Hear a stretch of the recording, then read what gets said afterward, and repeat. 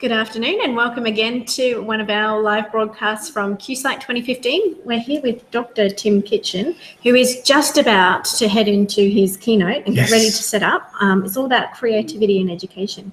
We get a sneak preview. I believe you're also sharing a little bit of Seymour Papert in that as well. Yeah. How is he creative? Oh.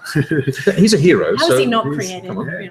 Well, as far as I'm concerned, Seymour Papert is the godfather of creativity in education. And in fact, he's probably the godfather of ICT integration in education. Think back to the work he was doing in the 60s and 70s and his invention of the constructionist learning theory. Yes. Yep. And you think about the maker movement now and how it really has come from this constructionist learning theory and how important it still is. And yet we kind of think, oh, that was the 60s and 70s. The other thing that's interesting is that we've been talking about this since the 60s and 70s. This isn't new stuff. No, ongoing conversation. It's ongoing, which relates to what Michael was saying in the morning keynote, how we just keep talking about it. And it's not as if we're finding a solution. It's constantly coming up with different solutions. Yeah. It's a good point because we've changed the tools and the technology, and we may even change and tweak the strategies that we are teaching. But fundamentally, how kids learn, that hasn't changed. Yeah. And I think that's the magic of where you begin to pick up the work, what Seymour Papert has come up with. We don't have to look for another Papert. We really have a scientist there, an educational scientist who has helped us unpack how kids learn.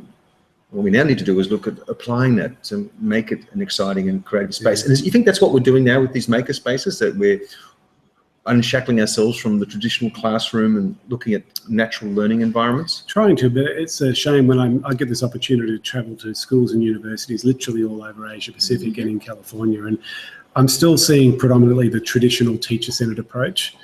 The makerspace is there, but it's happening before school, recess, lunchtime, and after school. It's not actually happening in class. Fun part. Yeah, and therefore, what's it got to do with our curriculum? And yet, when you look at our curriculum, we're actually one of the only curriculums in the world that actually enhances creativity, or actually has creativity as a central part of the curriculum. There on the core capabilities, you've got numeracy and literacy, but then you've also got ICT capability and creative thinking.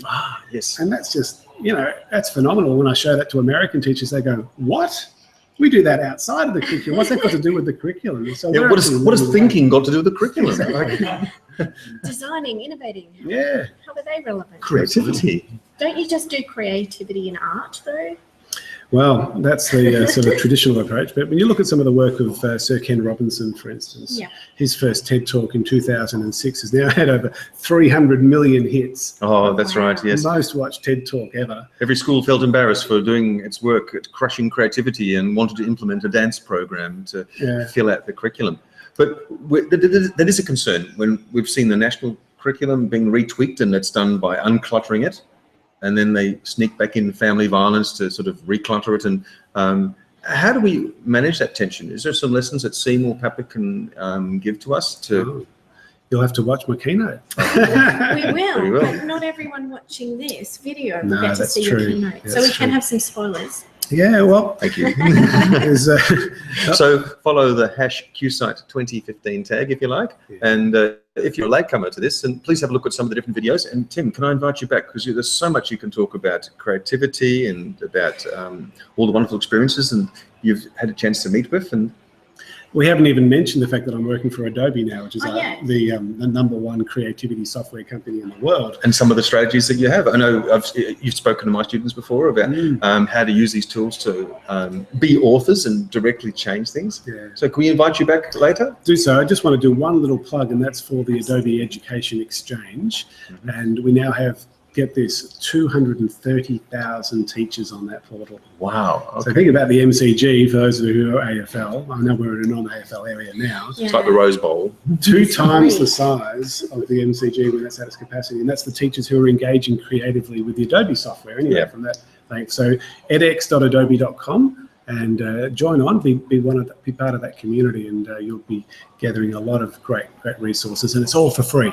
That's right. It's teachers sharing ideas with each other. Teachers for teachers. Yeah. Yeah, that's what it's all about. It's a lovely message. Thank you. Good. Thank you very much, Tim. See you later. We better let you prepare. Yep. Here we go. Bye-bye. Bye.